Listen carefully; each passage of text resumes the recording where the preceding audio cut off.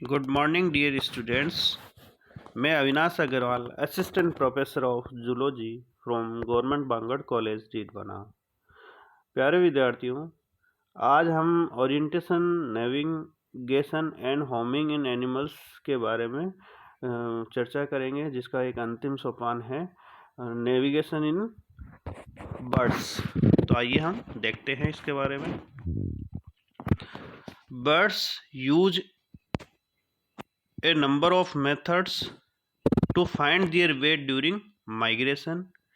Many use celestial navigation, a method of orienting the body to the arc of the sun, to the phases of the moon, or to the pattern of the stars in a particular season, which is called menotaxis. तो यहाँ birds है, उसमें कई प्रकार का navigation system काम करता है, जिसमें ये सिलेस्टियल नेविगेशन यानी कि जो तारे हैं, ग्रह नक्षत्र है, उनके आधार पे करते हैं, और उसमें मून्स है, उनकी जो फेजेज होती है उनके आधार पे करते हैं, और उसमें जो स्टार्स का जो पैटर्न बनता है सीजन वाइज उसके आधार पे भी करते हैं। इसको हम मीनोटैक्सिस भी कहते हैं। इसके बारे में हमने ओरिएंटेशन वाले चैप्टर में पढ़ा था। Humming birds and pigeons are able to determine the position of the sun even on overcast days because they can detect the ultraviolet radiation it emits. तो यहाँ एक एग्जाम्पल है हमिंग बर्ड और pigeon का।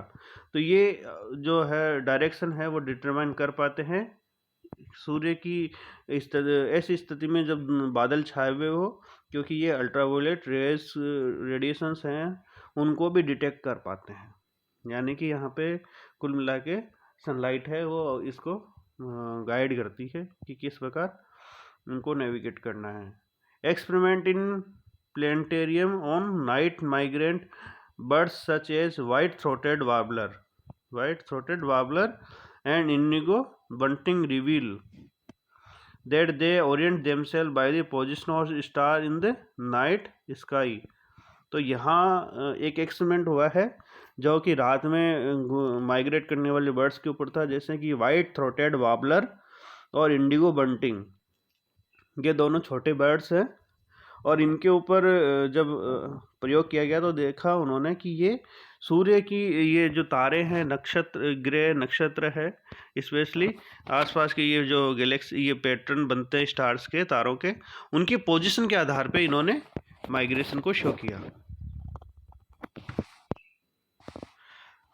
सम birds are sensitive to Coriolis force that arise by deflection of winds in the northern hemisphere by earth's rotation। तो यहाँ पे एक इम्पोर्टेंट चीज निकल के आती है, कोरियोलिस फोर्स, जो कि क्या है, deflection of wind in the north hemisphere by earth's rotation. यहाँ पे जो उत्तरी गोलार्ध के अंदर जो रोटेशन होता है उसके अंदर जो कुछ हवाओं में परिवर्तन आता है, उसकी वजह से कोरियोलिस बल उत्पन्न होता है, जो कि बर्ड्स के लिए काफ़ी इम्पैक्ट डालने वाला होता है।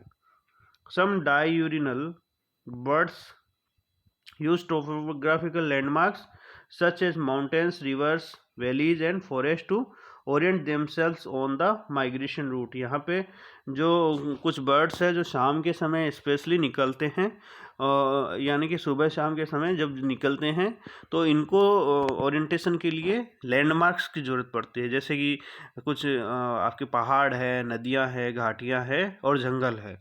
Some are able to detect infrasound or low frequency sound that are produced by ocean waves। तो यहाँ पर ocean waves है वो भी important रोल निभाती है।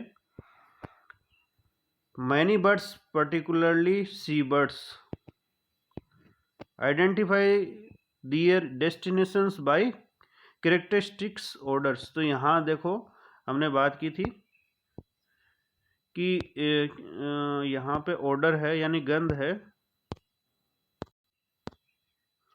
वो भी महत्वपूर्ण भूमिका निभाती है। तो यहाँ पे ओशन वेव्स के द्वारा भी पता चलता है, ऑर्डर के द्वारा भी पता चलता है। Many birds possess instinct of some kind of internal compass or biological clock that guide them through the route of migration. Young birds follow the migration route accurately without previous training or experience by their inherent capacity to navigate. तो यहाँ पे हमने पहले भी बात की थी कि कुछ जेनेटिकली या बायोलॉजिकल क्लॉक या इंटरनल कंपास इनके ब्रेन के अंदर पाए जाते हैं. ये माना गया है कि इनके अंदर कुछ मात्रा में मैग्नेटिक फोर्स या फील्ड बनता है. इनके अंदर लोहे की मात्रा है जो ब्रेन में कुछ हिस्सों में ज़्यादा होती है, जो कि इस तरीके से नेविगेशन सिस्टम में इनको हेल्प करती है. Some birds such as oil birds of South America and Himalayan cave swift possess echolocation and can be guided by it. तो यहाँ पे देखो कि जो हम बैट्स वगैरह में देखते हैं कि वो ध्वनि के द्वारा, साउंड प्रोडक्शन के द्वारा अपने आगे आने वाली जो बाधाएं हैं या उसके आगे क्या है मार्ग में, वो सब पता लगा लेते हैं. वैसे ही यहाँ पे कुछ और बर्ड्स जैसे साउथ अमेरिका का ऑयल बर्ड है या हिमालय के कंदरों में रहने वाले स्विफ्ट है जो काफ़ी लंबी डिस्टेंस तय करते हैं, इनमें ये देखने को मिलता है. The classical experiment proving the internal clock theory was done by German Gustav Kramer during the early 1950s. तो यहाँ पे एक नई थ्योरी दी गई थी 1950s में जिसको कहा इंटरनल क्लॉक थ्योरी, जो कि जर्मन थे गुस्ताव क्रेमर, उन्होंने दी. He placed starling wanting to migrate in a cage from which they could see the sun. The bird would sit looking in the direction towards which they wanted to fly. यानी कि इन्होंने देखा है birds ने कि उनको कहाँ उड़ना है सनलाइट के अंदर. Significantly if the starling couldn't see the sun they didn't face in any particular direction. यानी कि यह इन्होंने एक इंटरनल क्लॉक थ्योरी में ये बताया है कि कुछ बर्ड्स है जो सनलाइट के माध्यम से मूवमेंट दर्शाते हैं. Also during the 1950s the German, French and Eleanor Shore, दो वैज्ञानिक थे German, French and Eleanor Shore, did a similar experiment which birds that could not see the night stars and arrived at similar result. यहाँ इन्होंने रात में experiment किया है. Certain species can orient themselves according to the skies major stars. In fact, an experiment with mallard duck found that if the moon is so bright that important stars are hidden by glare release, duck can't orient themselves as well as on darker moonless nights. तो यहाँ देखो कि अगर sunlight ज़्यादा हो यानी पूर्णिमा की रात हो या चंद्रमा की रोशनी ज़्यादा हो जैसे पूर्णिमा हो, या चंद्रमा की रोशनी कम हो जैसे अमावस्या की रात हो, तो उस समय क्या है स्टार्स दिखाई नहीं देते. तो इस वजह से ये बर्ड्स हैं जैसे कि मलार डक है, उनके अंदर नेविगेशन में समस्याएं आती है और वो सही से ओरिएंट नहीं कर पाती है. तो यहाँ पे स्टार्स के जो पोजीशन है वो भी इनके माइग्रेशन या नेविगेशन में हेल्प करती है. Some birds such as pigeons are sensitive to change in the earth's magnetic field because of the presence of magnetite in their head and neck muscles.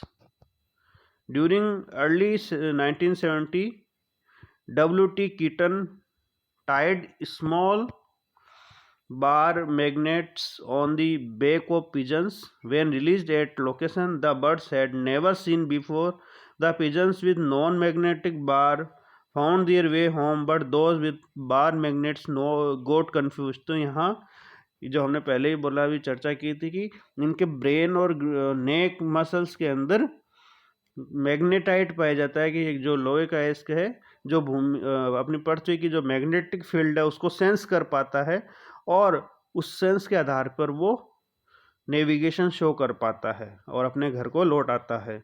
ये घटना पिजन्स में W.T. कीटन ने note की थी और इसके लिए उन्होंने उसके गर्दन पे कुछ के ऊपर मैग्नेटिक बार लगाए और देखा कि वो आने में कंफ्यूज हो गए, जबकि नॉन मैग्नेटिक बार वाले पिजन्स है वो आराम से आ गए। तो यहाँ हमें इनका इंटरनल क्लॉक देखने को मिलता है।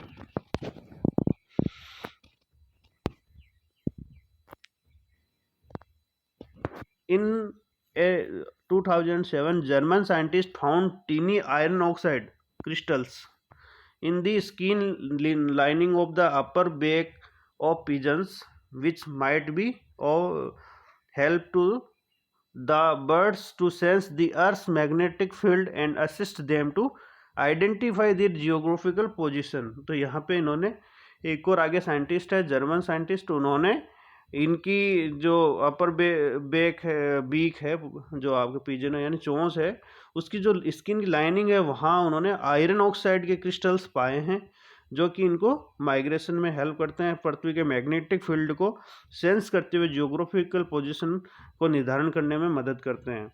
The researchers also discovered cryptochrome which change their chemistry in the presence of a magnetic field in the retinas of migratory birds' eyes. The molecules might then affect light sensing cells in the retina to create images due to magnetic field and help the bird to navigate during flight। यहाँ एक important चीज़ हो रहा है कि कुछ इनकी eyes के अंदर जो क्रिस्टल्स पाए जाते हैं, रेटिना के अंदर क्रिप्टोक्रोम्स पाए जाते हैं, जो कि लाइट को सेंस कर पाते हैं।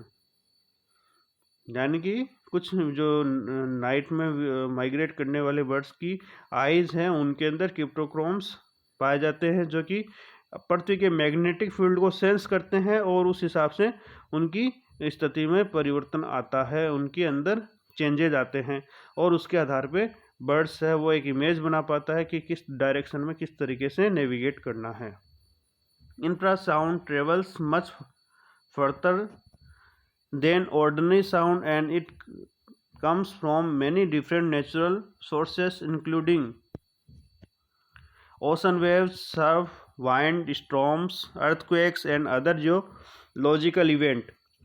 It is believed that birds can hear infrasound that we cannot hear, and hence they possess this accessory navigational capacity। तो यहाँ देखो कि इंफ्रासाउंड जो है, आपकी ध्वनियाँ जो होती है वो क्या है कि इनके अंदर वेवलेंथ कम होने से वो ज़्यादा ट्रेवल कर पाती है, और ये कई नेचुरल रिसोर्सेज हैं उनसे प्रोड्यूस होती है, जिनमें कि आपके ओशन की जो धाराएं हैं, उनकी जो करंट है, उनकी जो वाइंड्स है, स्टॉर्म्स है, अर्थक्वेक्स है, और अदर जियोलॉजिकल जो भी इवेंट्स होते हैं उनमें ये प्रोड्यूस होती है, और इनकी सहायता से वो माइग्रेशन में हेल्प लेते हैं। तो इस प्रकार हमने नेविगेशन इन बर्ड्स की जानकारी प्राप्त की।